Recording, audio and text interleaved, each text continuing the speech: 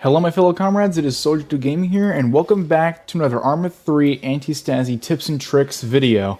Now, it's been a while since I've uploaded. That's mostly just because I had some family visiting, and just haven't really gotten around to making a video, so I figured I'd make another tips and tricks video since the last video, at the time of recording, has basically over 4,000 views, so yeah, I figured I'd make another one of these since you guys really liked them, and I've come up with some more ideas and more advice to give you guys on Antistasi. And for those who are wondering where the next season of Antistasi is going to start, I'm hoping to hopefully record the next episode sometime soon, but just for now, I wanted to make another tips and tricks video since it got a lot of attention and approval from a lot of you guys. So yeah, I figured I'd make another one of these. So I guess let's go ahead and get into the video, shall we? So to start off, let's talk about the early game of Antistasi. More specifically, how to basically get off on a good start on Antistasi. So, at the very beginning of your game, usually, your army isn't really well trained, you're not really well equipped, you mostly have just some, hunting rifles or old stuff from like the Second World War, and, stuff that's not really gonna win you a revolution. One of the best things you can do in early game is go for smaller targets, not such as like military bases or big outposts, or even the air bases. It's best to go after smaller targets, such as roadblocks, or even patrols for bases, just like patrols that are patrolling around the map, such as like in vehicles and police cars, and even go after small targets such as resource bases, factories, or even military administrations, which can give you a pretty good start in terms of weapons. In doing so, you'll most likely gain a bunch of new weapons and gear for your soldiers to use, maybe even a few different vehicles that you can use at your disposal, such as transports, or even maybe an armed vehicle from a roadblock you got. But, yeah, that's probably one of the best ways to start Antistasi, is going after smaller targets such as those, so that way you can actually start getting a foothold in the area. Even going inside towns, taking out policemen sometimes works, and stuff like that.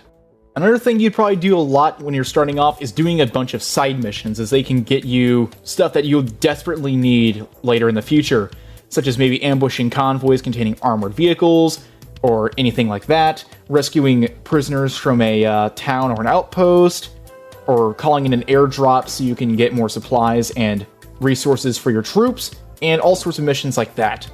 Those are all things you would definitely want to do in the early game just to get a good start. And while we're on the topic of logistics trucks, let's actually talk about them for a second. In Antistasi, logistics trucks can be very useful for your army. There's everything from ammo trucks to refueling trucks, engineering trucks, even ambulances, which, aren't really too useful. However, I'm sure you'll probably find a use for them at some point. But getting logistics trucks is one of the most key things you can do in Antistasi, because without them, I wouldn't say you're screwed, but you definitely have a hard time playing through the scenario when your tanks are running low on ammo, or just anything is running low on ammo, out of fuel, and is in desperate need of repair. So acquiring these is going to be very key in your game. In order to get your hands on these trucks can sometimes be a bit difficult though. The easiest way to get at least fuel and engineering trucks is honestly just going through some of the towns in the area, and sometimes you can find these vehicles parked on the side of the road for you to borrow, and then you can go back to your base and garage them, so that way, whenever you put a vehicle in the garage, they will refuel or, repair the truck. But yeah, one of the hardest vehicles to get your hands on is, honestly, sometimes can be ammo trucks, or even engineering trucks. Because engineering trucks are probably more rare, because it's honestly very rare to come across them in cities, and there's no missions you can do where you can try to acquire them, such as like an, ambush convoy mission. But the best way to find these engineering trucks is going through towns and looking through, or even going to enemy resource bases and factories, because they can also sometimes be seen there with some of the occupying forces. But yeah, it is vital that you get your hands on at least one engineering, ammo, and refuel truck, because Without these, your army will be pretty crippled. Gotta be honest. It's not really going to go a whole lot when you can't rearm your vehicles, you can't refuel them, and the only thing that's holding them together is probably duct tape and glue. So you really got to find these vehicles so that way you can, really resupply your vehicles and keep them well maintained. And to sort of add on to the part about starting off in the early game, one thing you can do to help boost your reputation as an army is go around and deliver supplies to towns with the city supply missions. Because without towns on your side, you won't be able to gain human resources or new recruits for your army, and soon you'll probably be reduced to just a handful of soldiers. So it's best to go around and get most of the towns on your side, so that way you'll be able to get more recruits, and they'll even give you some more money, and even fast travel points. Since, those will probably be pretty useful too, especially on larger maps. One of the easiest ways to get towns on your side is basically just doing the city supply missions, where you go in, drop off some supplies, and hold it for a few minutes, and then leave. And then you should be able to get the town on your side soon. Either that, or you get into a battle with some of the military forces in the area, and if you come out victorious, the town will actually join your side. So that's another thing you can do. Another thing that will actually help boost your reputation among all the towns is if you capture radio stations, because they can actually send out broadcasts to the whole map, and it'll actually make towns more eligible to join your side over the government forces, which I think is actually kind of a cool feature. So basically, in short, more supplies towards towns helps you get on their side, or getting large battles against the enemy and coming out victorious helps you get their motivation and support, and even capturing radio stations helps boost your influence over towns. And without towns on your side, you won't really grow into a massive army, so be sure you have a lot of these on your side. And for the final tip of the day, is actually something I've seen a lot of you guys talk about. Static weaponry. Now, I'm sure a lot of you know static weapons can be very, very useful in a defense. Whether it be a heavy machine gun, an anti-tank missile launcher, anti-aircraft guns, or even surface-to-air missile systems, if you're able to capture these, they can be absolutely devastating towards enemy forces, and they can honestly turn the tide of a whole battle if they're placed correctly and if you have enough of them. So, one of the best ways in order to capture static weapons is going to outposts or even sometimes roadblocks and capturing these or doing certain missions for them. And you can capture everything from heavy machine guns, mortars, anti-tank missile launchers, and all sorts of stuff like that. And again, they can be very useful. I mean, even one machine gun can be absolutely devastating when it comes to an enemy attack.